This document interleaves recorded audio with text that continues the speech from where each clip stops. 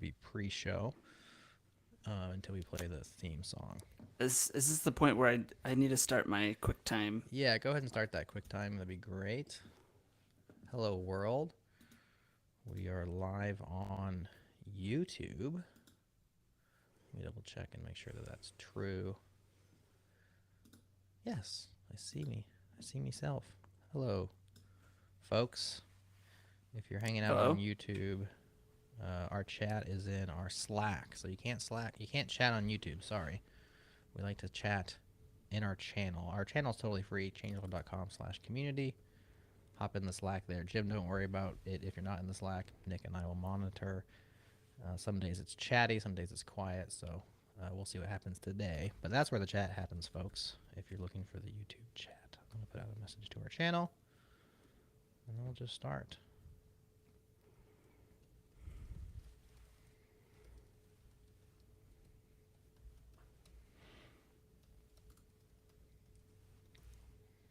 I don't even know what to say to them in terms of what we're going to talk about. I'm just going to tell them we're live with Jim Nielsen, the famous blogger. The famous blogger. Not to be confused with Jim Nielsen, the senator from California. Who? Oh yeah, you probably have. He has that number one. Yeah, he still has that number one ranking on the result. That could be a live goal for you, is just to oust him on search results. One day.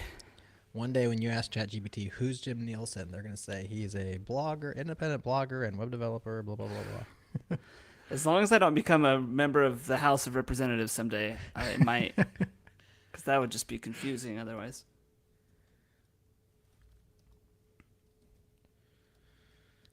All right. Just trying to type our URL from memory. I dorked this up last time. There, I think I got it right. I do hate the Slack notification when you add channel. It's so scary every time. It's like, this is going to go to people across 23 time zones. That's a really cool feature, actually, because it just like makes you think about other humans. And then you're like, do you want to send it? Yeah, go ahead. Middle of the night. Wake up, folks. We got Jim Nielsen here.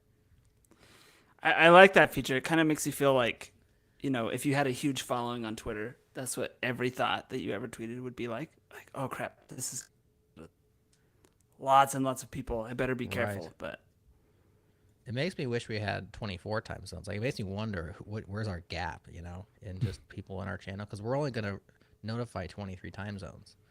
So somebody, some slice of the world does not have a representative in our JS Party channel.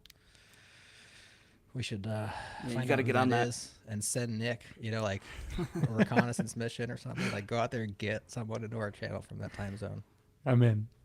I'm just a completionist, I just don't want to have those kind of things. All right. Enough of that.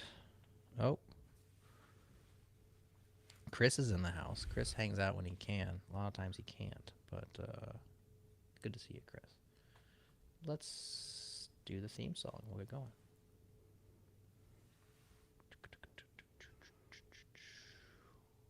Take that song live. Intro.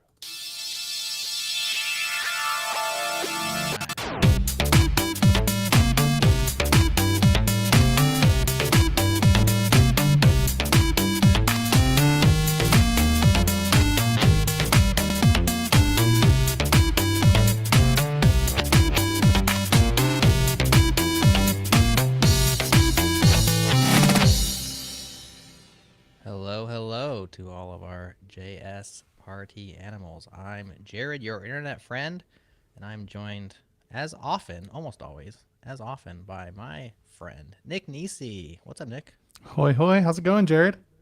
It's going well. Haven't seen you on the pod for a while. I think you've been on the pod, and I've been on the pod, but never crossing the wires. So good to be back together again. Yeah, I'm excited to be here. You need to answer a question for me, because did you listen to our latest front-end feud? Did you see the question about their favorite programming language? I did, yes. Now, so what happened is that JavaScript was only the second favorite programming language of our listeners.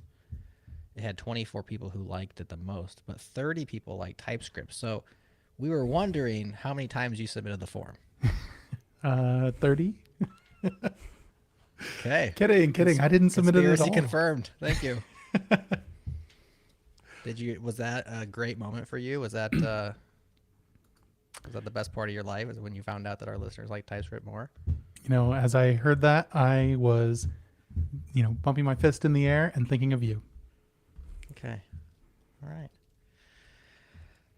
Well, let's talk to somebody else. We have a special guest today. Jim Nielsen is here. Jim is a blogger, web developer. You can fill out your bio, Jim. I know you as a writer because I've been reading your blog for what feels like a very long time, although I went in your back catalog and realized there's a bunch of stuff I haven't read. So probably it's only been about a year, but I feel like I've been reading you for a very long time. I really appreciate your work. On Changelog News, I was telling Nick before you joined, I have a hard time not linking to darn near everything that you put out because it's just good. It's insightful. It's easy to read. So anyways, I'm done effusing for now. Jim, thanks for coming on. Yeah, thanks for that, I guess, introduction. That was really nice of you. It's always nice to meet someone who reads my blog. Sometimes it feels like I'm just hitting publish and it goes out into the ether and who knows who's reading it. Nope, you got one reader. You got at least one. Of course, your stuff is often topped Hacker News and other socials. So I know there are some other readers, at least on specific posts. But everybody who writes and publishes, even people who podcast and put their shows out into the world, we just sometimes think that no one's on the other end of the stream, until there's feedback or there's some sort of loop back. So here to give you that feedback. Please keep writing. You've been publishing online for a very long time. I think 2012 was what I read. Is that right? Your blog? Yeah, my current blog, that's as far back as I go. I think I had a blog before that on, what was that, Blogspot? Okay. I could probably dig it up if I tried to find it, but it was, a bunch of nonsense that I'd probably be embarrassed to archive it on my current blog. I mean, to be honest, probably a lot of the posts from 2012 I'm embarrassed about. I mean, posts from like last year I'm probably embarrassed about, to be honest. All right.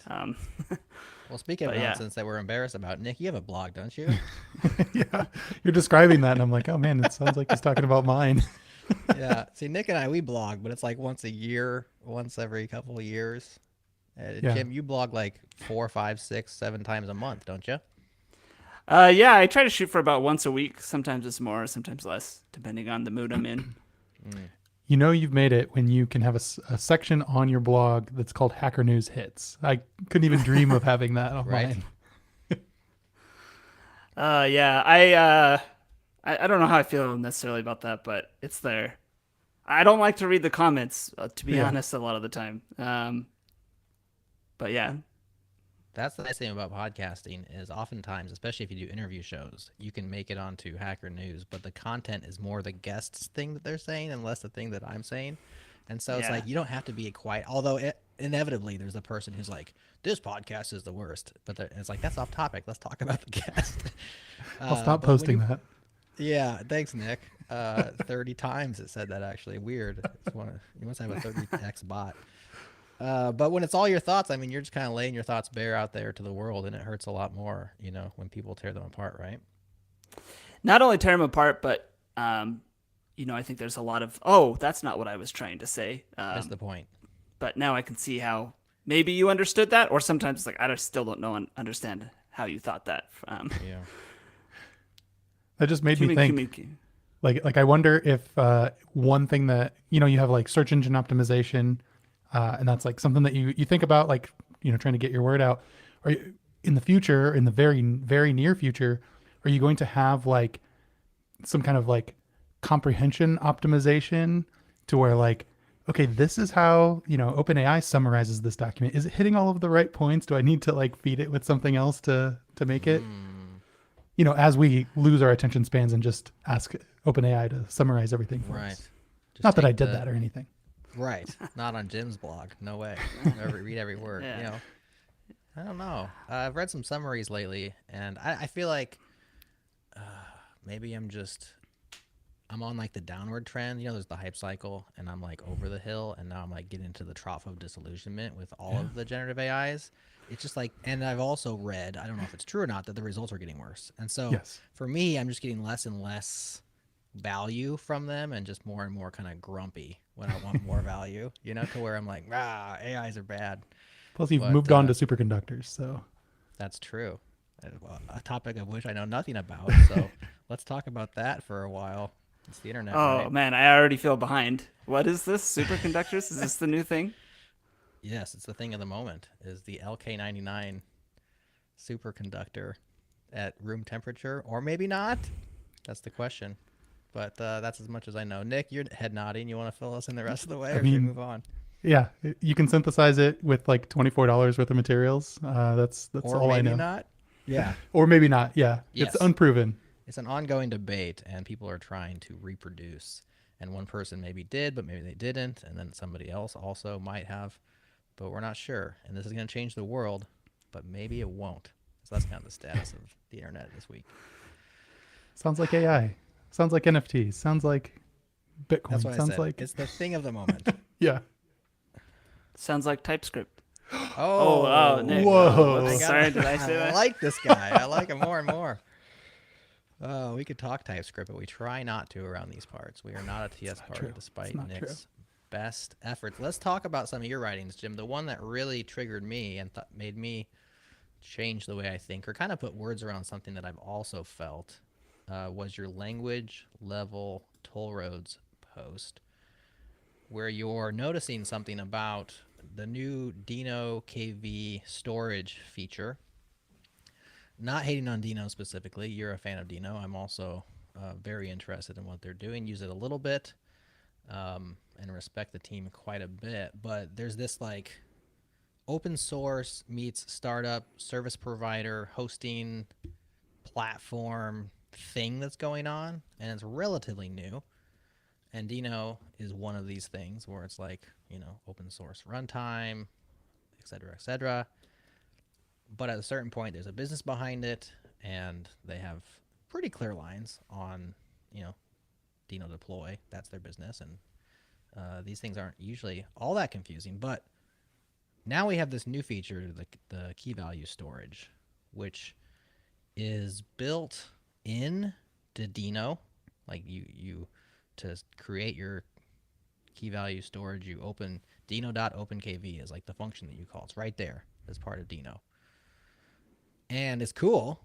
It's interesting. In fact, we had Luca from the Dino team lined up to come on the show and talk about the way it works and everything, and still happy to do that. I think the timing hasn't worked out quite yet, but it's interesting because it has this SQLite database when you run it on your machine, but then you can like swap that out in production seamlessly with their backend, which is like a distributed database, all around the world, and it sounds like a really neat thing. But what you noticed, and why you call it a language level toll road, is the way they're going about building this is just kind of new and different, and kind of, would you call it icky? Yeah. It feels strange. It feels a bit strange. That's what you said. And this post is not necessarily like you're not ranting and raving and trying to call them out. You're actually trying to like think out loud. And it seems like it struck a nerve with a handful of people like myself who's like, you know what, that is a bit strange.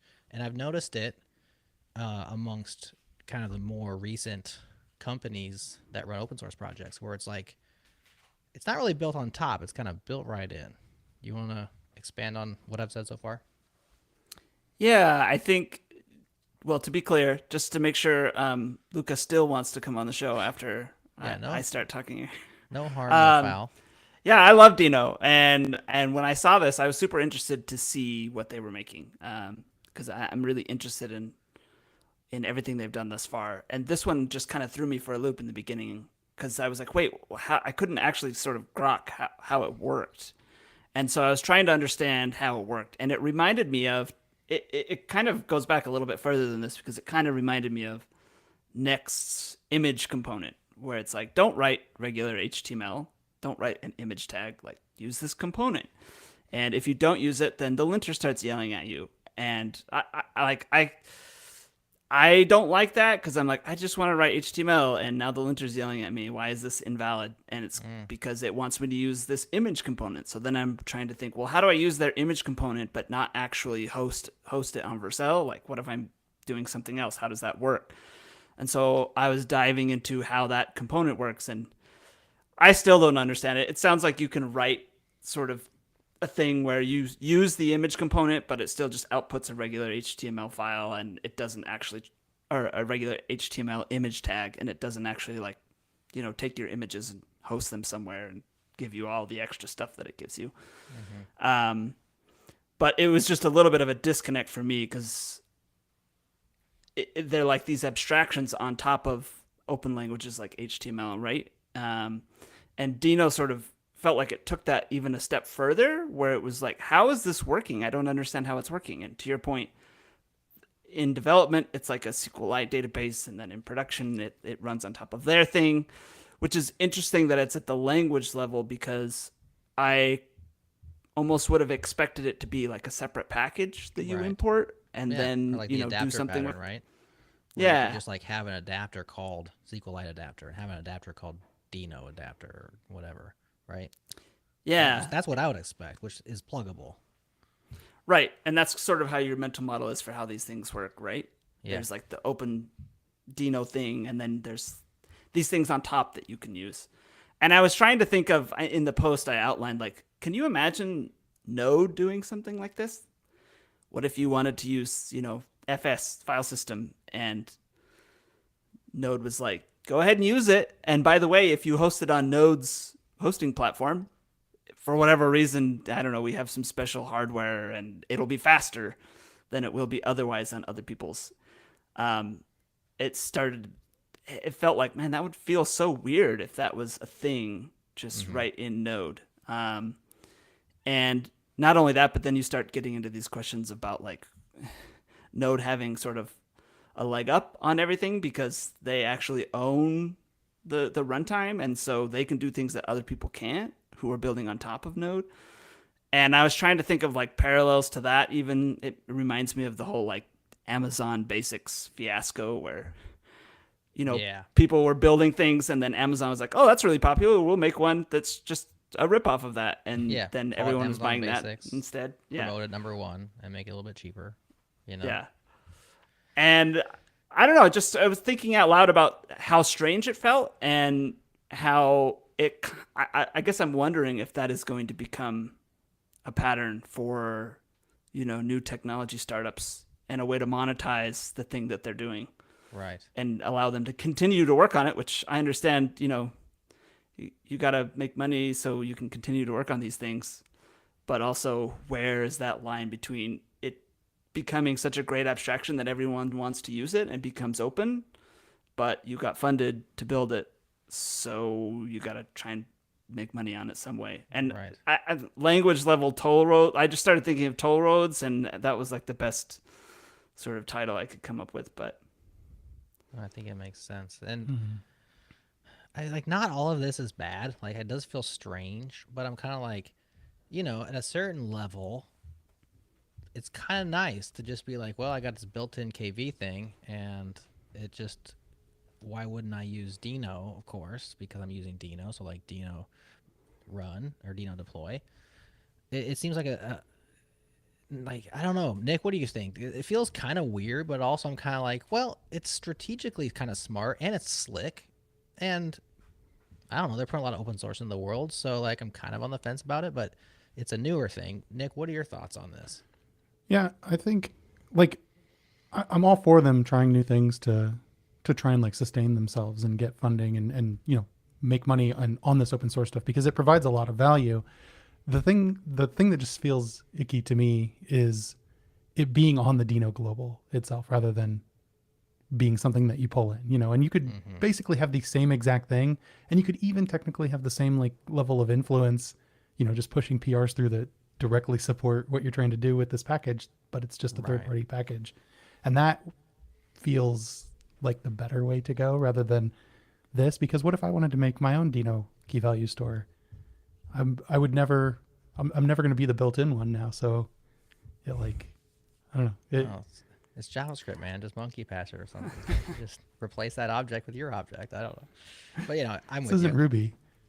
I think it's also, for me, you think of someone who has not used Dino before, and they come in and they're looking at the code base, and it's not immediately apparent what that is when you're looking at the code. It's like, oh, that's cool. And you don't understand necessarily by just looking at it.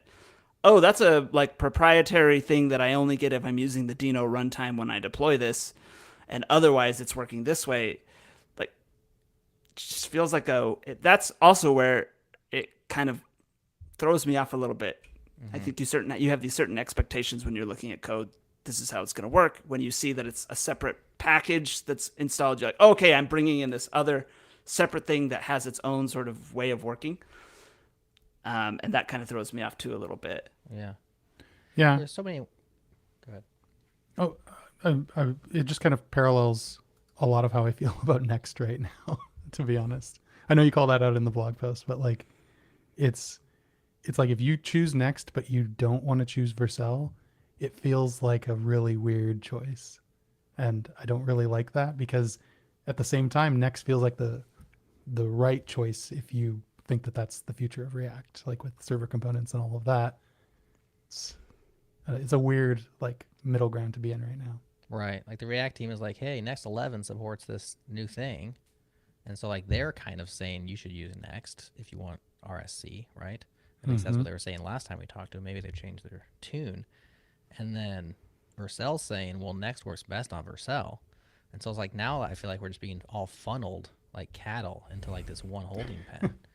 And that doesn't feel great. So I just tend to try to stay out of that entire thing. And I think where it is, I mean, frameworks and runtimes, right, language level things is where it's like the most concerning, which is probably why, Jim, why your radar went off. Because it's like, what if Python did this? Like just Python now all of a sudden had like this company attached to it. And it was like, hey, if you use Python, like one of the world's most popular programming languages, and we have a new key value storage that's like attached to a corporate entity, I feel like everyone would revolt and like the Pythonistas wouldn't allow it. But I think if Dino were Node, I think you wouldn't be the only one writing about this. I think there'd be a lot more kerfuffle, don't you? I mean, I think so. That's why I tried to include the Node example. Yeah. Because for me, just writing it was like, oh, this feels like there would be instantaneous outcry if someone saw something like that in Node. But I guess because it's Dino, I don't know, people don't notice as much. But to your points earlier, it does seem like something that you're starting to see elsewhere. And I get the convenience of it. It's like, hey, I don't want to have to deal with this. Like, I'll just fork out. What I worry about is like, I'll just pull out my credit card and all of a sudden I'm charged, $5 a month to use language features everywhere just for convenience. And all of a sudden I'm spending tons of money. But I also understand the convenience of it. It's really nice. It's nice to have an option that has a built-in key value store. I mean, so useful, and one that just persists on its own. I haven't looked at the API, but I'm assuming it's pretty straightforward to put data in, get data out. And the fact that they'll actually then take that, and assuming that it works well, they'll replicate that around. And now I have like distributed KV store built in. I mean, like that makes me as a developer very productive, and I really like that. And I want that. But you also want competition on your hosting providers. You want them to compete on the basis of the quality of their service and their support, and like that's the things that they should be competing on, not on, well, we're the ones that run the runtime, and so we're the option that you get. Because what happens is everything's happy honky dory, and I'm using it. I'm paying $5 a month. Sounds reasonable. They're providing a lot of value. $5 a month. Well, then it becomes $10 a month, and it becomes 15, and you're looking around like, where's a $5 option? There aren't any because there's no access. So. But also at that point, you also start to feel, I'm trying to remember who I heard this from. I think it was Dave Rupert who talked about this idea of, those spikes that you drive over that they're like, don't drive backwards. Like once you go over them, right, those claws have you. You start to sort of face that where even if there is great competition, you're like, oh, but to refactor that code to now fit this other, competition, I'd have to pull out so much, and it feels like your tire's getting stuck in those in those claws. Yeah. This is a trend though, maybe not at the language level, but if we look at Warp is a new terminal that requires an account. Zed is a new editor, which to Nathan Sobo's credit, doesn't require an account right away, but if you want to use any features like syncing and whatnot, it's going to require an account. I just installed the Arc browser. They want you to create an account right there. So like, and okay, Arc isn't open source. Zed, I think parts of it are. These things are like different, but it's this software product that is like free and sometimes open source, attached to this entity that's like in the background, but also coming in through the side door all the time. I don't know. That's definitely a trend, and we see it with Dino. Although again, different things. You got product versus a language. Yeah, it really does seem like we're reaching this level of abstraction where like these pieces that we really want that are starting to become more table stakes they're not sustainable without your credit card attached to them in some way, yeah. And then you really run into vendor lock-in with, if you think about like serverless functions, right? You could do them, the Lambda way, you could do them the CloudFront way, whatever. There are different runtimes, and you have to, you're locked into that, and to go refactor that is kind of a major change. And this is kind of the same thing. I think really the main thing that I have is like, is just it being like on Dino, and right. I know that they have like one of the things that they tout is the standard library. Like that's a big perk over Node, right? Mm-hmm. And this feels, saying an abuse of that seems like an overkill, like the wrong terminology, but along those lines. Yeah, I think that's a really good, I'm still like just trying to think about all of this. I don't have clear thoughts on it all, but to your point about pulling out a credit card, it feels like currently, or at least in the past, there was kind of a clearly defined point at, I'm going to pull out my credit card, and now I get this separate thing that plugs in. And now it's like you're looking at code, and each line of code could be a point at where you're pulling out your credit card, right? Yeah. It's like, is this a line of code where I have to pull out my credit card? I don't know. Or maybe, and to your point about it being on the global, it's on the global, so I think it's free, but maybe it's not. That's the part that just feels so weird to me. Yeah, certainly unattractive, to say the least. All right, well, we've covered that one, I think, pretty well. Of course, all the links to Jim's blog posts will be in the show notes for people that want to read everything he has to say about a topic. Let's talk about quitting. This was a favorite of mine that I think about a lot because I don't want to be a quitter, and sometimes I think that's wrong. And then other times I'm like, nah, done with this, and that feels really right. But other times when you're done with something, it's because you fail, like quitting's attached to failing. Anyways, you have this post from back in January, The Art of Knowing When to Quit. And, hats off for the Semisonic reference. Of course, Closing Time is a favorite of ours around here at JS Party, because that's what you play at the end of most good parties, at least. Back in the 90s, that's what you played. I don't know what the kids play. But it's this idea of like, we feel like with creative things, like quitting's failure. And so like the idea is I just got to keep doing it forever. And sometimes that's bad, like especially with like the TV series Lost, like they should have quit after season 3, even without any answers, because their answers were so bad come season 6. You referenced Seinfeld, of course, Jerry Seinfeld, one of the best quitters of all time, where he quit at the top and left everybody wanting more. And I feel like that's the way to go out, but that's also the hardest time to do it. So the question with The Art of Knowing When to Quit is really 2 questions. The first one is, when do you quit? And then how do you quit? Both are difficult. What are your guys' thoughts on the when? Let's start with the when. When can you know when to quit? Ooh, that's a good question. Yeah. I mean, if you're like the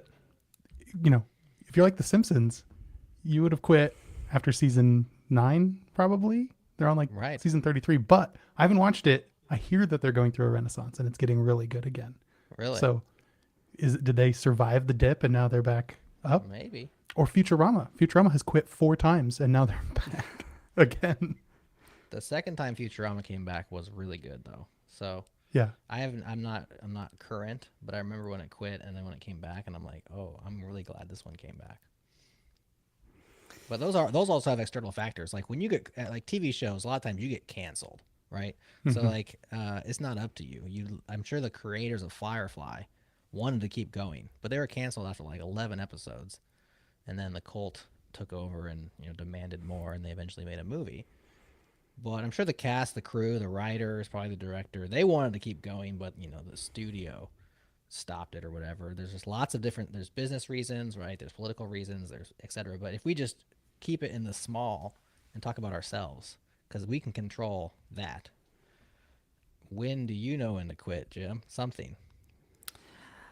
It's a really great question. One of the things that is really interesting to me about this idea of quitting is I've heard a lot of comedians talk about this idea.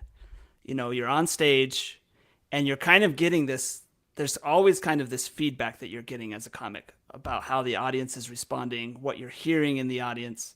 Is there silence? Is there groaning? Is there continual laughter? And if you do that a lot, like every single night, I'm sure you get a really good sense for how the crowd is feeling, and you probably have a better pulse on when should I quit, because you've done it a lot. You've gone too long, you've ruined it. Sometimes you've probably gone too short. You're like, I probably could have stayed out there a little bit longer, right? So you're doing it a lot. And that was one of the things that interested me when I saw Jerry Seinfeld's quote about it, because he said something like, if I leave right now, the audience will have this feeling, and they'll never have to say, that was good, but and then it kind of started to run out of gas. Right. So he obviously had this sense for when that timing was right. And I don't know if we have a lot of, maybe you guys could think of some examples, but a lot of really good examples of that in software, of when you think, those guys, they quit right at the perfect time and they ended. And I think at the end of the post, I talk about this too, because there was another piece that talked about how software should be entitled to a life cycle. There's a beginning, a middle, an end. Projects shouldn't be required to sort of live on forever. Right. That's just life, circle of life. You live, you die. And sometimes it feels like there is an expectation that software should, live on forever. And how do you know when to quit? And the author of this, it was John McBride.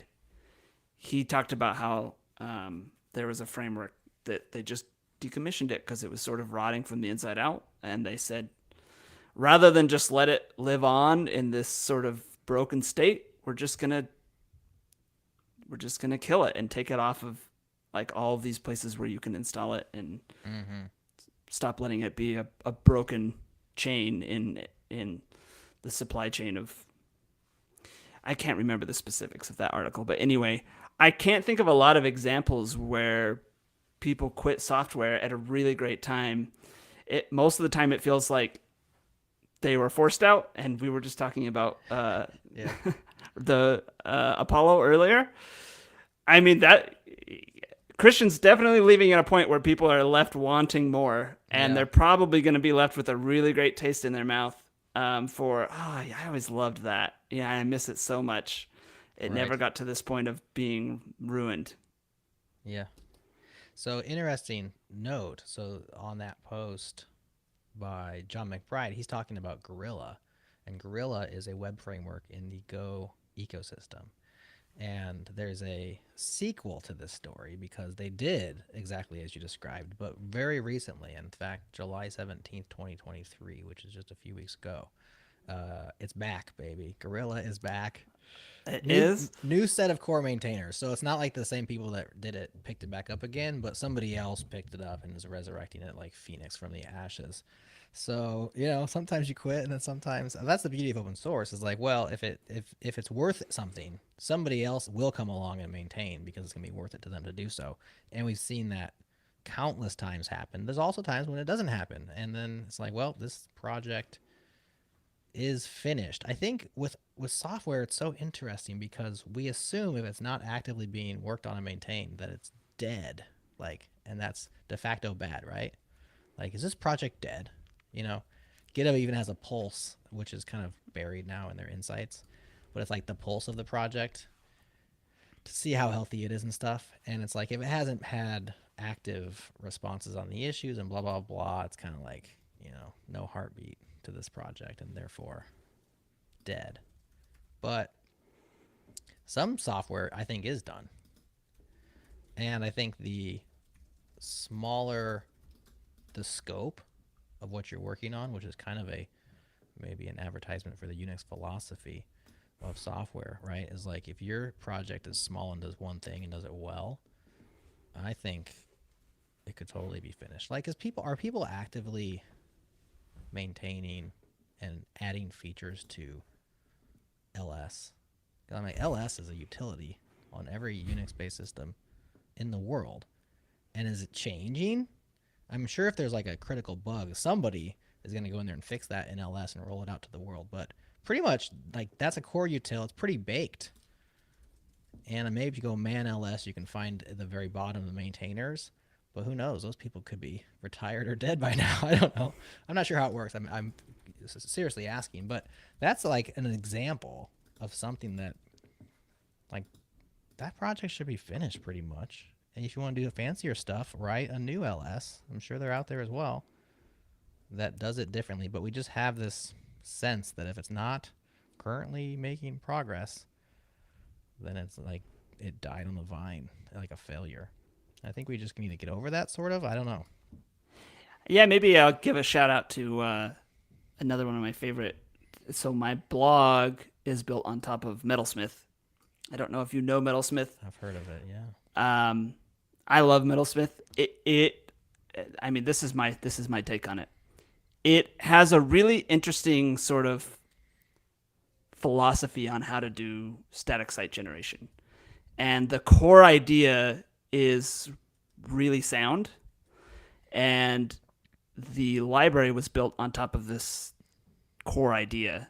And it's been on version 2 dot whatever for years. Since, I don't know, I feel like it's maybe 2016 or something like that. Like, I've never had to update the Metalsmith to a major version on my blog, which I've been, running for years and years. And it's so nice that I don't have to come in, update my dependencies, find out maybe, like, there are breaking changes. Maybe those affect me. Maybe they don't. Who knows? Mm-hmm. And I love that they have kind of just let it be at that core idea. They haven't been like, hey, you know what? It might have been better to do it this way, and we're going to change it to be this idea in 3, and then 4 is going to change to be this, and 5 that.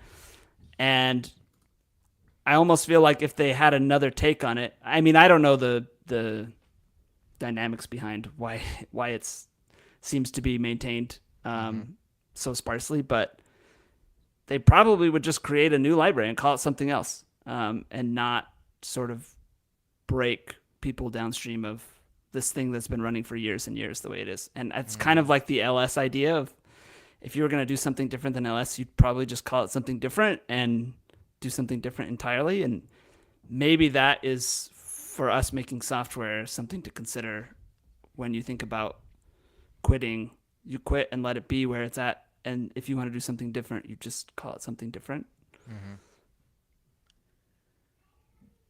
Food for thought, for sure. And then the how is also interesting, because I think how you go about quitting something kind of informs whether or not it is a failure or a success. Because, like, the slow fade into obscurity with the guilt and and then maybe promises of bringing it back again, that blog post that says I'm back, or the way that every podcast fades out is with one last show, that says we're back, and it rededicates itself to publishing more regularly. Like, I feel like that's a way to kind of fail out. But if you go out with a bang and you're like, hey, last show, let's freaking have a party, and like set your expectations for whatever it is, last blog post, so long and thanks for all the fish, or whatever the silly sayings are, that's different. Like, that's framing it. But you have to, I think, before you can do something like that, you have to actually make a decision to stop. And that can feel like failure unless you have some sort of meeting of goals or thresholds. I don't know, Nick. How do you feel whenever you wrote that last blog post? I'm not talking about you in particular. Just trying to pull you back into the conversation. Yeah. No, it's every last my blogging engine. Yeah, exactly. Yeah. Once every 2 years, how I rewrote my blogging engine. Yep. I switched from Metalsmith to 11D. Yep. And now I'm gonna blog more often. Yeah. Exactly. And then I Once never a do. week. Jim Nielsen said to write once a week, so I'm gonna do that. The example I was trying to think of, and I don't know if this is actually the case or not, but it seems plausible. I've been really getting into a language called Lua lately because it's how I tend to configure everything, starting with NeoVim and now my terminal and all these other things. But I've been really diving into it and like kind of looking at the reasons why NeoVim specifically switched to that over VimScript is it's a better language. Anything is a better language than VimScript. Yeah. And B, it's considered a complete language. So once you learn it, like you know everything. And it's embeddable. It's tiny and can be embedded in literally everything, which is why it's in games and it's in Vim, NeoVim, and it's in, everything. I was trying to think if that was an example of it. I know that I just looked it up on Wikipedia and they just had a release in May, so I don't know how complete it is, but so Jose Valim of Elixir did the same thing. He announced that Elixir was API complete at some point years ago. And that doesn't mean they're not working on it. They're still going to do performance. They're still going to have tooling stuff. There's like a lot of things you can do that makes the language better or using the language better, but it's not adding to the language itself. And I think that is kind of a success. It's like, wow, because I'm with you, Jim. There's like a fatigue to like constant change of your tools, kind of an upgrade fatigue where it's like, oh, I got to go through. I'm having this with Phoenix right now, the framework that we use for our website, where it's like they changed to verified routes, which is a cool new way of doing your routes. And it's like you should upgrade, and there's like deprecation warnings, so like this new style of routes. And for me, it's shorter, so I like the end result in my code than the way that I currently do it. Like it literally reduces characters. But there's no actual value beyond that of the switch, besides like making the deprecation warnings go away. And I'm just like, I have so many routes like just scattered throughout all my templates, right? Like you're just like linking to stuff like all over the place, hundreds, maybe thousands. And I'm like, I gotta go through and update all these, even the best regular expressions and the tools and everything, and the type system I don't have. Like none of these things will make this faster, maybe a type system and that's would. annoying. No, because this is like all strings at the end of the day. This is a land you don't know about, Nick. It's a land filled with milk and honey called Elixir. Anyways, I mean, Lua, I think that's kind of a win, is like being like, nah, we're done. We're not going to throw in a key value store on the top level of the language here. We're done. I hope not. I mean, I think that's actually a really good. I mean, you said we're done, and I wrote the post as the art of knowing when to quit, and I was thinking about that word quit because I think there's a lot of baggage connotation, that people think of when they think of quitting. Whereas if you say the art of knowing when to be done or the art of knowing when to stop, that's very different in people's minds when you hear that. And being done with something is a good thing versus like quitting something, right? Yeah. So I think that was my commentary when I linked to you in Changelog News. I was like, I think if you think about it as finishing, it's not as bad as if you think about it as quitting, because it's the same exact action, but it's just the intent is completely different. And I think that does help you to be like, well, this is done now, which can still be hard. Like if you have a successful thing, like JS Party, it's a successful podcast by many measures, but like if we were to say we were done, we've been doing it how many years, Nick? I mean, 5 years? Over 5, yeah. Yeah. Like that would be hard. It'd be a lot better than fading out into obscurity and like quitting, like quiet quitting, which is a new thing. But it would be hard to sit, even to finish, right? To be like, nah, we're not going to produce any more episodes. Like that would be hard, but it'd be a lot better way of doing it than quitting. So yeah, I agree with Jim. I think there's baggage around the term, and it has a lot of connotations that makes it harder to do. So I think intent, And then timing, always leave them wanting more. I think that's what Jerry Seinfeld did, and I think that if you can do that, then you're ahead of the game. But it's probably still hard. Should we quit this topic? I can't stop. Feels like a good time. Yeah. Leave them wanting more. Listener, if you wanted more on this topic, too bad.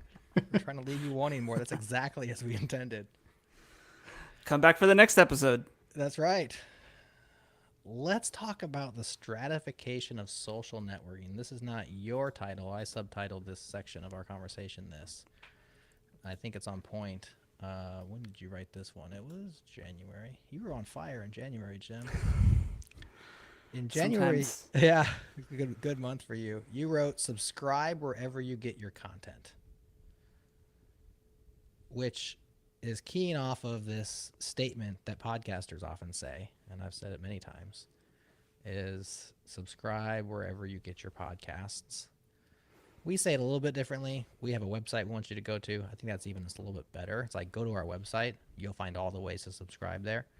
But I also say the other thing. But this is kind of a cool thing about podcasts that make them different than other social things, is they're platform independent. And this is something you would love to see more of. You want to launch off from there? I think what first struck me about this is, when you listen to a podcast, a lot of times you hear advertisements that they do their pitch, and then a lot of times I'll hear, advertisements for podcasts. So they'll pitch the podcast, and then they'll say, find us wherever you get your podcasts.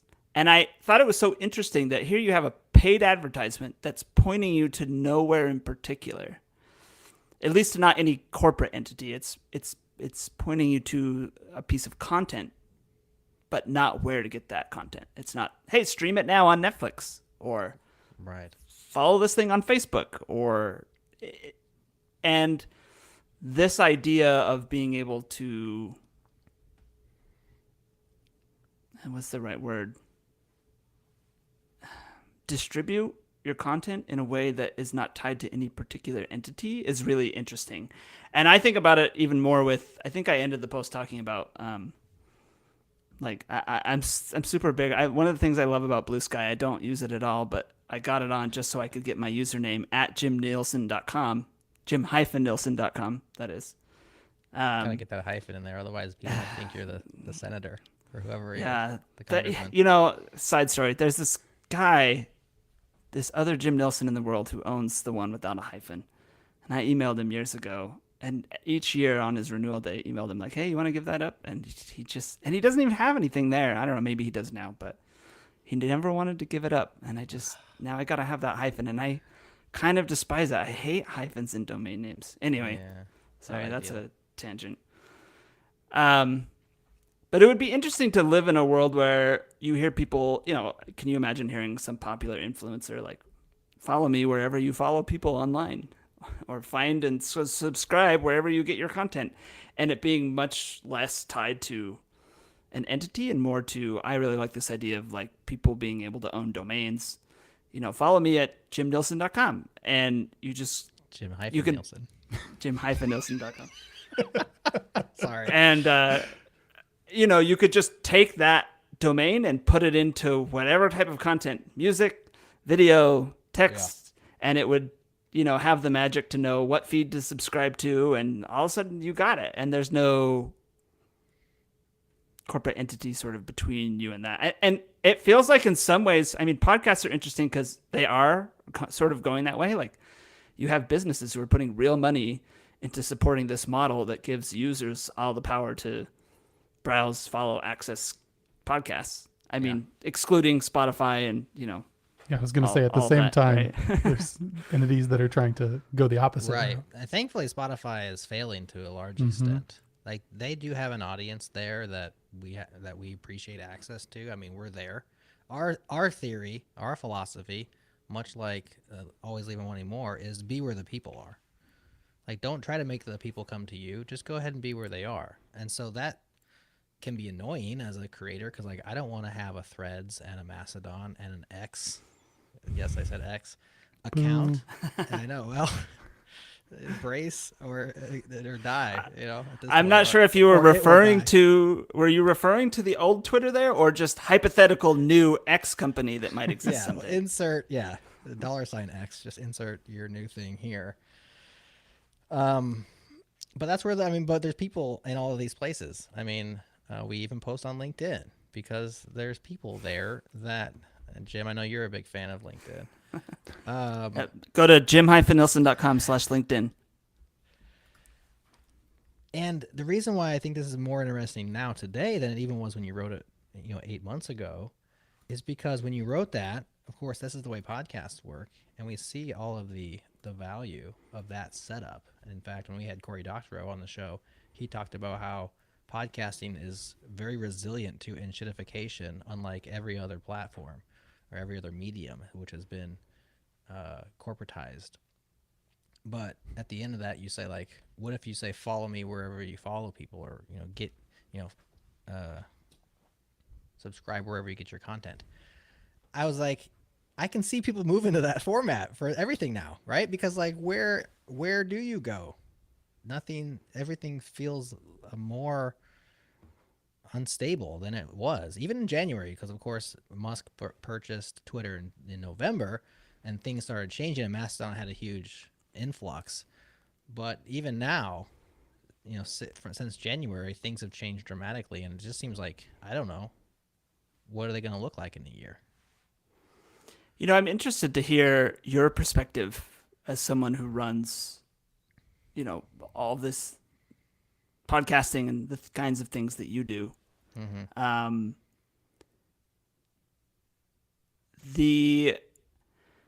I'm a nerd, so it's super interesting to me to think about this decentralized model of syndication, right?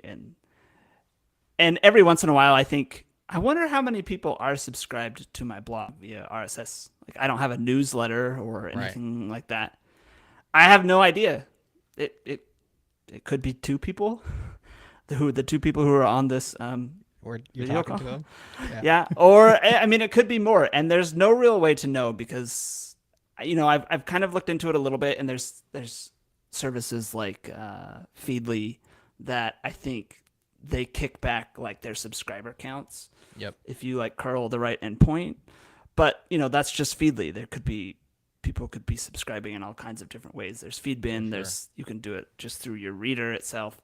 So there's no real way to know, and therefore it's hard to. I'm not in the business of making money off of my blog, so I don't really have to care about it that much. But for you, is that kind of a world interesting to you, or does it seem even more difficult to be able to sort of make a living off of it because it would be so hard? There's no centralized entity where you can grab all this information that allows you to monetize what you're doing. Does that actually just make it harder? And it makes it harder, but I still like it more than the alternative because we're not serving at the behest of the king, or whatever that saying is. We have more agency over the way we do what we do. Of course, if we're talking about podcast distribution versus written, it's different, right? So like, we look at the social networking as just promotional channels. Of course, it's always fun to interact with people who enjoy our content. So that's not really promotional. That's just like, I don't really call it community. I like to just talk to people who are interested in similar stuff that I am. And that's going to be our listeners. That's going to be our guests. That's going to be Nick, even though he doesn't like talking to me that much, but mostly because I razz him constantly. But that to me just feels like, conversational, the social side. But then you talk about distribution of like written words. So we have a newsletter. We got numbers around the newsletter. We have RSS. Like you, we do not have numbers around RSS. We took click tracking out of our newsletter because we just doesn't feel good. So we just took it out. Like, we don't know what you click on in our newsletter, and that makes us different to nerds like us who care about those kind of things. So really, we lean more into like impact and, for lack of a better word, influence and like engagement of the people who listen. Then we do numbers. So like, any company that wants to advertise with us, and they're like, it has to be this numbers, it has to be reported in this way, It needs to be IAB standardized. It's like, sorry, our stats aren't. We're not going to pay $50,000 a year to have our stats standardized, right? We just don't get that business, and we're just have to be okay with that, because, well, we get there's people who do get it, who do understand, who do like us, and they don't need the numbers like the ones that do. You know what I'm saying? So you just kind of miss out on that business. And that's okay because we're a small company, right? It's Adam, myself, couple employees, contractors. We can float by on the people who get it and not have to go get those big contracts, those big advertisers. We've never done a Squarespace. We're not doing a Casper, right? We're not doing the big dogs. I know on the Vergecast, I think they have IBM and Oracle and like Reuters. I don't know. They have huge advertisers that we're never going to get because those people are all based on numbers and clicks and all of the ad tech stuff.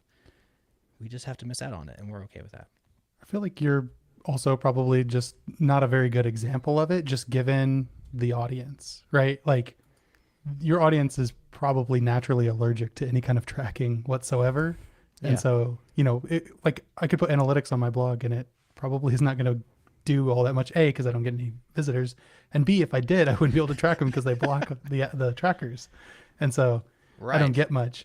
But you do kind of like abstract out of that a little bit with, you're controlling the ads that go through that. You're not relying on your distribution channel like Spotify to inject ads or something like that. Right. And it's the same thing with like YouTube, right? I pay for premium, so I don't see ads, but then I constantly have to skip through the ads that they do personally in every video, which is like okay. Sponsored stuff. Right. Yeah. Yeah, well, YouTubers, they got it good. They got both the injectable ads, which are just like easy money at scale. Once you're at scale, not easy money for anybody else. But then they also can do the brand deals, and those can be done really well. A good ad I think can be entertainment. Look at the way Dude Perfect does theirs. I mean, they're really good. But I don't know, Jim. Does that answer your question? I mean, with podcasting we have it a little bit better because at the end of the day, they download our MP3, and so we have at least that. Like where you have, maybe you have site traffic to your blog post. And I know you're using Netlify because I think you talked about it like their server side thing. And so I'm sure they're doing a decent job of getting rid of bots, but there's probably some bot traffic in there and like it's fuzzy. We have, plausible analytics on our website, but like Nick said, most of our people block it. So, what do? We just say, well, bump it by probably 13, 15, 17%, and you're probably about accurate. That's good enough for the way that we do math around here.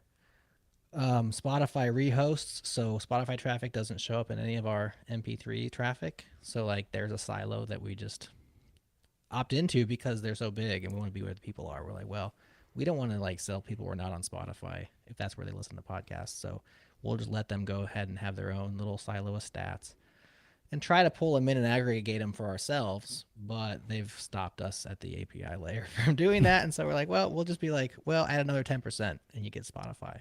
It's not exactly accurate, but good enough.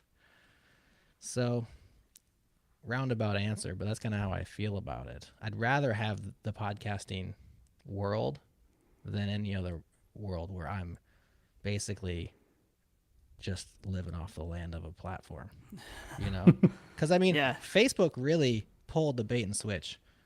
I mean, and yet here we are on their content creators years ago, right? I mean, if you had 100 Facebook followers and you posted content to Facebook, at one point it went to 100 people, and they said, the news feed double down. Also, they said double down on video. It was way early. Everyone did it, really expensive. And then it didn't work out and people lost a lot of money. But all these publications doubled down on Facebook, 10, 15 years ago. And because if you could build the audience there, you could publish to your audience. And then they freaking cranked that back and now you got to pay for the audience that you built. And that was the formula for everybody else. Like it was so good for Facebook. It was so bad for the rest of us that I don't want to live in that world where somebody can just like reject me access to the audience that I built. It's just wrong. So I'd much rather have the Mastodon. I would much rather have the Fediverse. I'd much rather have the podcasting world, even with all the problems. I mean, discovery, slowness, right? Like lack of features. There's tons of problems. but it's just a better situation. I think I actually have a post draft about this idea of maybe, let's see if I can remember it. Maybe not having an algorithmically, driven feed, maybe a feed that you have to curate and manage yourself, is a good thing. And maybe the world would be a better place if everyone had to manage by hand their own feed of content. And you probably can guess at what I'm trying to get at with that, but the idea being it takes work, but things that take work are you're usually better off for it than something that takes no work. Well, your life requires curation, right? Like our lives is a series of decisions about what we want to do with them.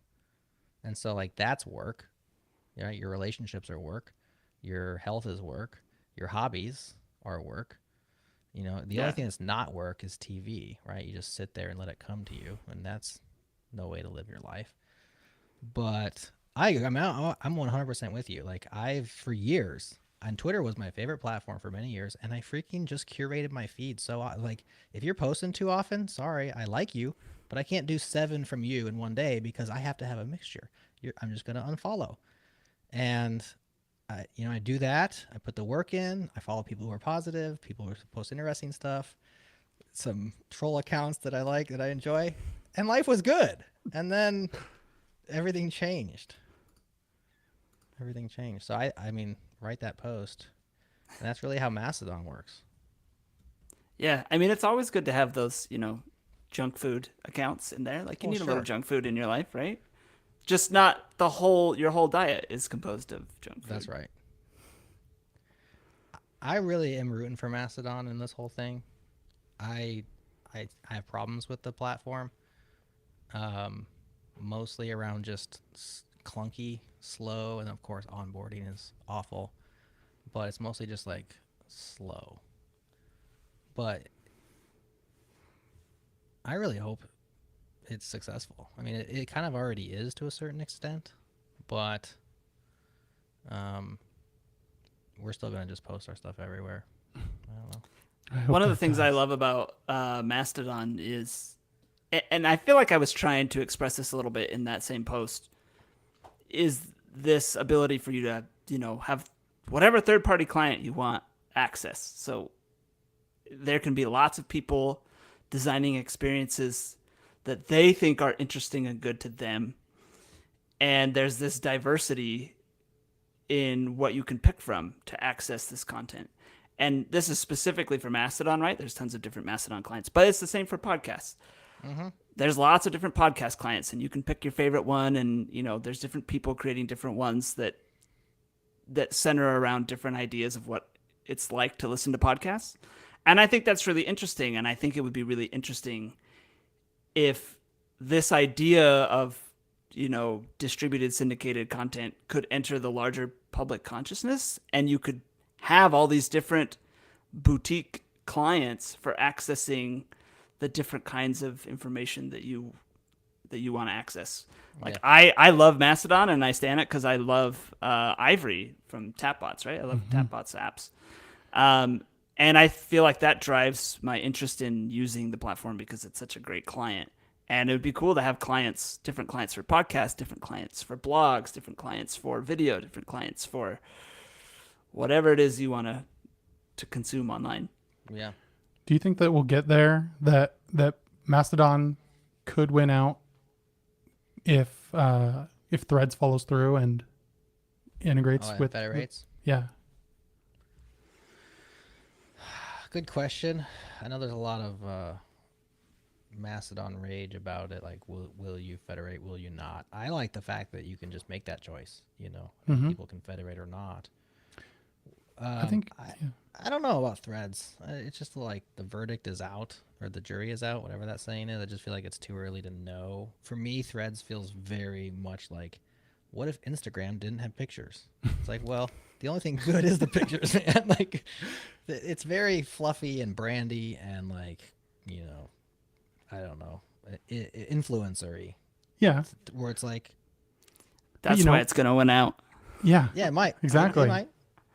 But if I can access that, like I have a Threads account and I have a Mastodon account, and Yeah. if they integrate, I will probably just post from the Mastodon one, but I'll follow a bunch of people from Threads, and I think that would be fantastic because I'm tired of going to Blue Sky, going to Twitter. I'm not going to call it the other name. Going to Threads, going to all of these. Going to give it to you, Nick. I just think DMX is rolling in his grave right now because like all of his songs, all of his branding is just getting like reused by X.com.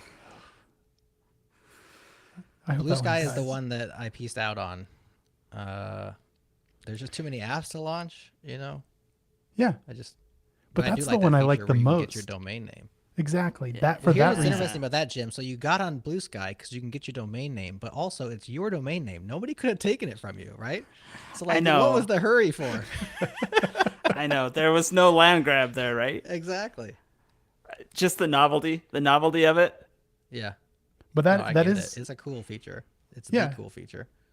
And that is something that's interesting that I've done for years. Like when I go to conferences and stuff, if I am given a blank name tag to write my name on, I just write my Twitter handle and put it on there.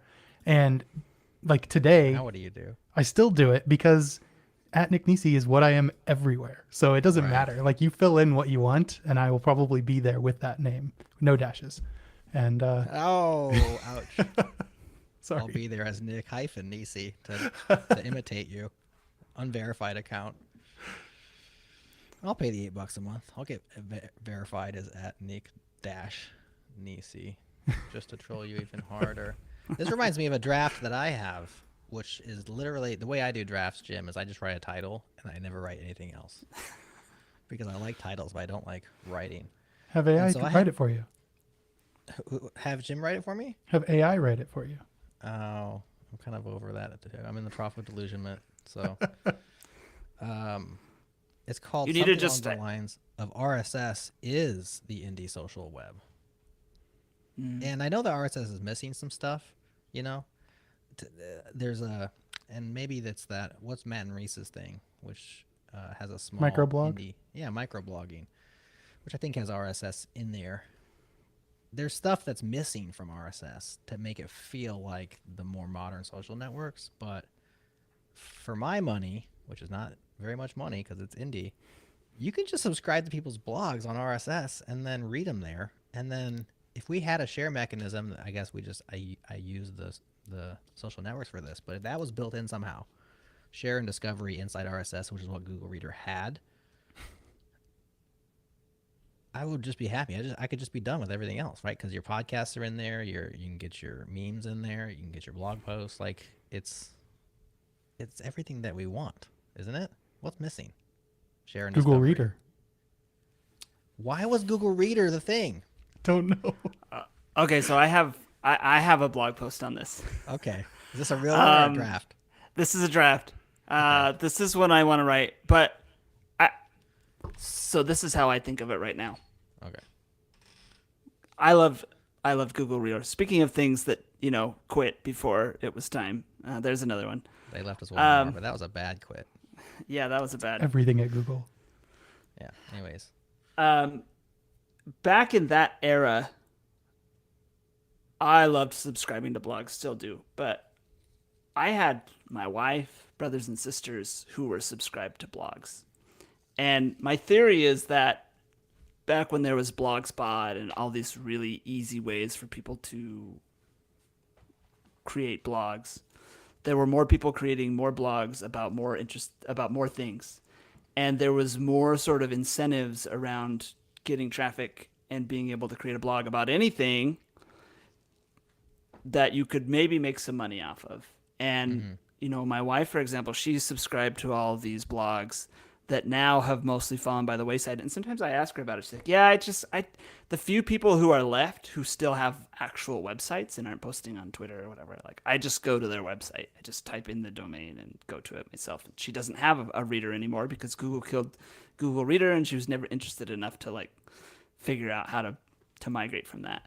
And so I think there were a lot of incentives around producing content for the open web under domains that you owned, or maybe .blogspot.com. Sure. And so there were a lot more blogs, and there were a lot more people writing for blogs, and people reading them.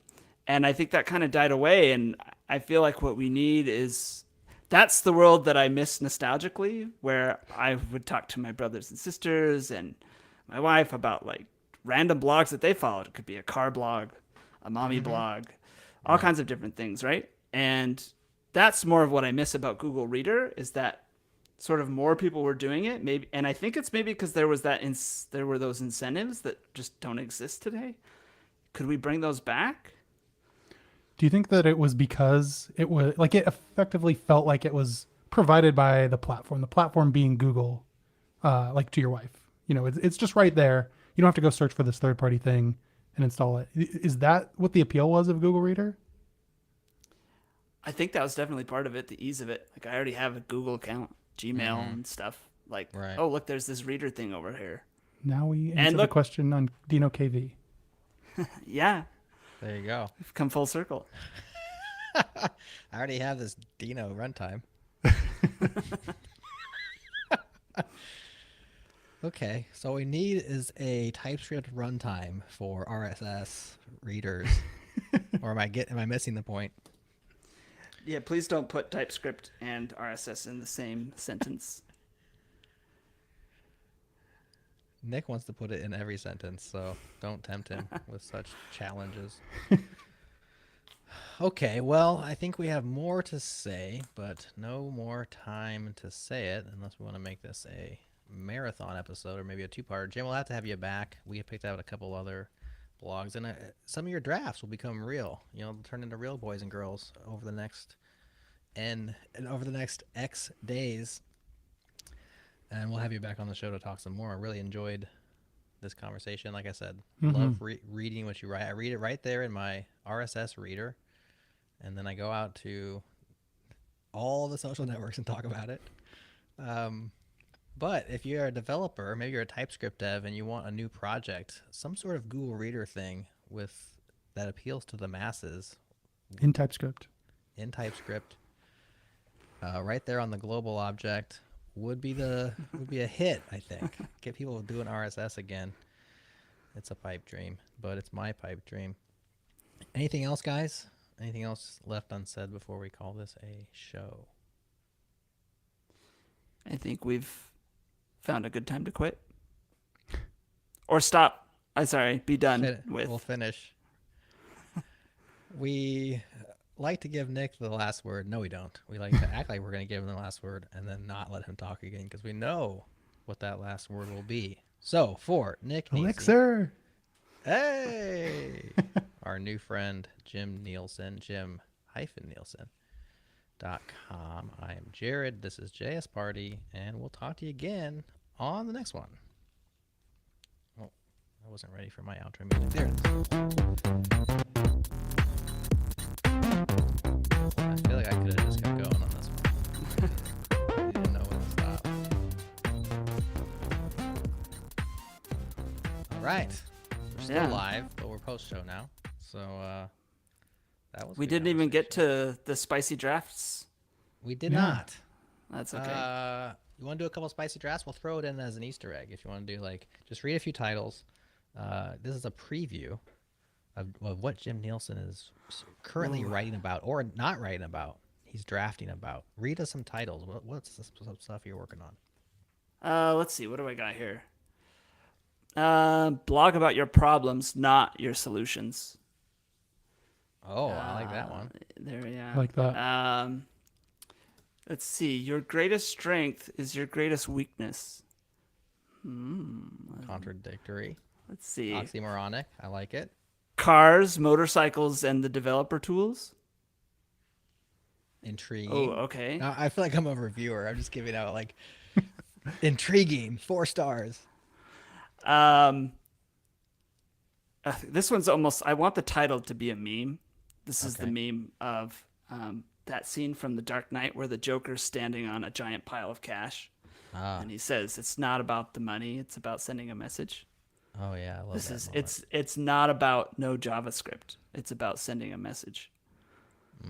That's a deep cut. You'll definitely have to have a share image that has the Joker. Yeah, that'll connect it. Definitely. Oh, don't Can you Share do that images. in Metalsmith? Can you get that done in Metalsmith? Share images are a sore subject for me. I have a blog post on that if you want to know my feelings. A draft or a published? This one's a published one. All right, give me the TLDR. I might go read it later, but I hate those things. that's a TLDR. I hate those things. Okay, you've gotten me interested. That's my TLDR. Could you put that in the form of a share image? Okay, he refuses. Let's move on. Let's see. Any other spicy drafts? TypeScript sucks. No, I have. It's more nuanced than that. That was the feeling at the moment and reasons why, and I wrote it down. But I don't really feel that way. Well, you'll be happy to know that 3 of Nick Nisi's heroes all agree with you. Dan Abramov, Zach Leatherman, and Jerod Santo. They all agree with you, and it hurts Nick in his heart whenever I bring that up. Yeah, let's say we're all just temporarily abled. That's actually a line from I think her name is Cindy Lee. Like we're slowly going disabled, or at different times we're going to be disabled. The idea that 100% of people will have some form of disability in their lifetime. Yeah, that's true. And I wrote that just because I got injured recently on a beach vacation. Oh, yeah? Was doing things I shouldn't at my age and fell and felt this pop in my knee and have been limping ever since. It's like a couple months later now. And it's slowly getting better, but I've started to notice a lot of things in my life that I didn't before, like railings, handles, elevators in old buildings that I used to always think were probably broken, but they weren't. They actually worked, and it was a tremendous aid. Have you gotten your knee checked out? Yeah, I went to the doctor, and they took an X-ray, and they're like, we don't see anything in the X-ray. Next step's an MRI. If you want to do that. Yeah. They're like, or you could just wait and see if it heals. But the doctor was just like, just know this is not like a days or weeks thing. This is months till it heals. So well, I have a history of knee problems, so I could probably give you a little bit of advice. But one of them is if it's what it likely is, it's not going to actually heal on its own. That's the problem with knee injuries. Is like some of them are months, and other ones are just like, it's never going to be the same without surgery, which is not good news, but that's what I'm worried about. If it's that long, I'd get the MRI just so you could know that whether it's going to heal slowly or never heal at all, unless you could just live with it as is. Which my uncle lived with he needed ACL surgery for like most of his life, still does, never got it, and lived a very happy, fulfilling life. Even he does athletic stuff, he just can't do like certain athletic things. But anyways, off topic, but you're talking about being able, and you're disabled at this point. Semi. And starting to appreciate all of these affordances that we'd otherwise take for granted. I think that'd be a good one. That's a good one. Mm-hmm. Yeah. I liked your one about offline is just latency, being very high latency. Yeah. I think that was a quote from somebody else, but like just bringing that to my attention, I thought that's an interesting way of thinking about it. Like offline apps are just like apps with really high latency. Online apps with really long latency. I was like, It's a really interesting way to think about it. It is. And to your point, what were we talking about earlier? This idea of like, I have to have an account to use any piece of software. Right. Arc, Warp, Zed, which Zed doesn't have to have an account, but it wants you to. It's just becoming more and more prevalent. It's like you got to have an account, which it's kind of like de facto. You got to be online, right? Yeah. Because how are you going to register that account? At least at one point, you got to be online. Yeah. So, all right. I like the drafts.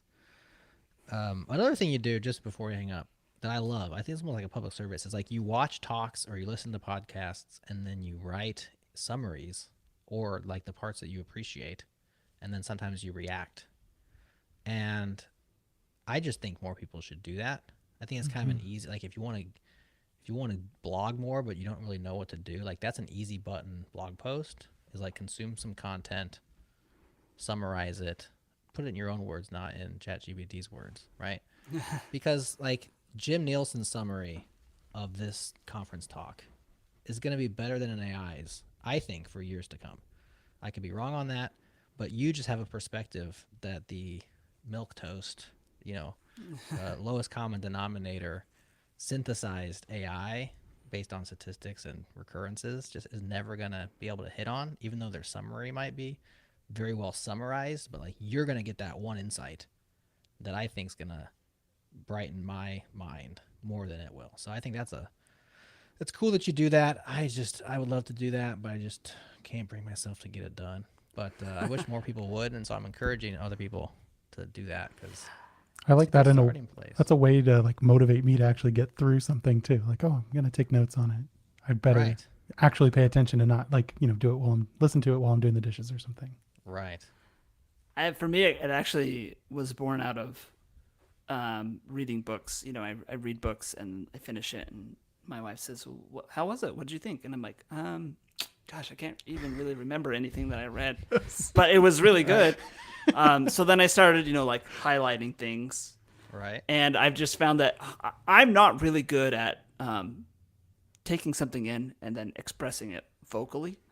So I do a lot better, because a lot of times, in my day-to-day job, I'll have opinions on things, and when it comes time for me to express them, I'm like, that is bad. No, don't. I hate it. Yeah. And I can't really give reasons why. I hate share images. Yeah. So I started writing it down as a way to be like, oh, you want me to tell you why? Okay, let me look up really fast why I think the way I do. Oh, yeah, I wrote it down. Oh, and it's mostly inspired by someone else's really good way of putting it. And here it is. So it is a great way. There's value in that for sure. Because as a person who probably would never have come across that, first of all, just your interests, right? There's a cross section of my interests and your interests, but we're both seeing different things in our worlds. That's why I think newsletters are like the one that we do is interesting for folks, is because like I have a view of the world and I'm going to share it with you. And it's not going to be everything, but it's what I think is interesting. And like that cross section often hits, right? Like, oh, Jim was interested in this talk. That seems like a really good talk. And in particular, he liked this part. And that's a new idea for me. And I can just get that basically for free, right? Like I'm just like, well, he synthesized it for me. I might take that and turns it into a podcast episode. It could turn into nothing. It could be something I just think about later down the road that informs a decision that I make. I mean, that stuff's really cool. And it doesn't seem that hard, You're just like you said, Nick. You're just taking notes while you watch a thing or listen to a thing. But it's just that extra step, that extra mile, that is really hard to get over. Do you have? I'm doing a whole other episode. I'll let you go. But do you have systems in place that make that easy, or is it just like the work? You get the work in. I mean, there's definitely a work part of it, right? You just got to get into the habit of doing it. Yeah. There's two things that have been beneficial for me. One was, to be honest, getting rid of social share images and all of the stuff that's like, I want to publish this, but I got to do this thing first. Right. I got to create the share image. I got to, create the excerpt. I got to do this. My blogging at this point is just a plain text file. I write Markdown and I hit publish, and even like the heading is just an H1. Yeah. And it pulls that out and uses it as the title. There's even the date is just in the file name. I don't have it stored two places like in, the YAML front matter and like all that. Like just get it down to as little in the way to getting me from publishing. That's been beneficial. Another thing that was, to be honest, beneficial, and maybe other people can do this. It depends on where you work. But at a previous job I had, we had this HR thing about like, professional development, and you had to create these goals each year about like, how are you going to get better? And people put like attending conferences and things like that. And one of mine was, I just want to blog more because it helps me, understand more about the industry and all that. And so in talking with my manager, who was really great, he was just like, yeah, go ahead, like make a goal. So I was like, all right, I'm going to write, one post a week for the whole year. So 52 posts. I got to have 52 posts this year to reach my like professional goal of career development at my job, which was tied to, like bonus incentives and things like that. That helps. And so it was like, okay, I can do this. Yeah, I can do that. And a lot of the time it was exactly what you were saying. I'm like, well, I'm going to listen to this talk and I'll take some notes and add my commentary. And that doesn't feel too hard. And the more and more I started to do that, the more and more I started to have like noticing ideas in my head. Where like, oh, I have something I want to write about that. And now I'm to the point of I'm just overwhelmed and my drafts is too big and all these things I want to write about and just don't have the time to do it. But I think there's little things like that you can do to help, incentivize yourself in writing. Right. I think if I could tie it to making more money, it certainly would motivate me. But right, without having to like actually, put ads and like drive lots of clicks to your site. Yeah, exactly. Good stuff indeed. Well, I interviewed Leslie Lamport yesterday. It's coming out next week. You guys know who Leslie Lamport is? He is a Turing Award-winning computer scientist. He's like 82 years old, still in the biz. He wrote the Paxos paper. He wrote a lot of the distributed systems algorithms. LaTeX, which was spelled latex, like that documentation for scientists. He started that. Anyways, kind of a big deal guy. So, but he has this quote, which I just want to leave you with because it's kind of stuck with me. The interview, this is Changelog++. It's also on YouTube, but I'll say it anyway. It was tricky. I hope it comes out well. It was not the easiest of all. Or the best, I should say, of my interviews, but just fascinating guy. He says this: if you're thinking without writing, you only think you're thinking. I like that. So he's with you, Jim. He's definitely a proponent of write it down. And that quote has stuck with me since yesterday when he said it. He said it. It's not the first time he said it, but it's pretty profound because it definitely helps you iron out your thoughts, right? Yeah, I have a number of quotes that are like that, and I'll have to write that one down and add it to the list. There was a Stephen King one that's writing is refined thinking. And there's the other one. There's that other one about like writing is nature's way of showing you that you don't think what you actually think, or something like that. Yeah. I can't remember. So you don't know what you're talking about. Yeah, basically. I love quotes like that. Yeah. Well, there's another one for you, Leslie Lamport. If you're thinking without writing, you only think you're thinking. I need to. All right, let's. Yeah, I know. Gosh, but here's something. One more thing. Gosh, I gotta go. I've started to write everything in the same place, specifically Obsidian, but I don't think the place matters. Like everything I do throughout a day, notes, jottles, right? Like scripts, the news that we do, blog posts, everything is in Obsidian. And what I've realized over the last few months is I actually do write a lot.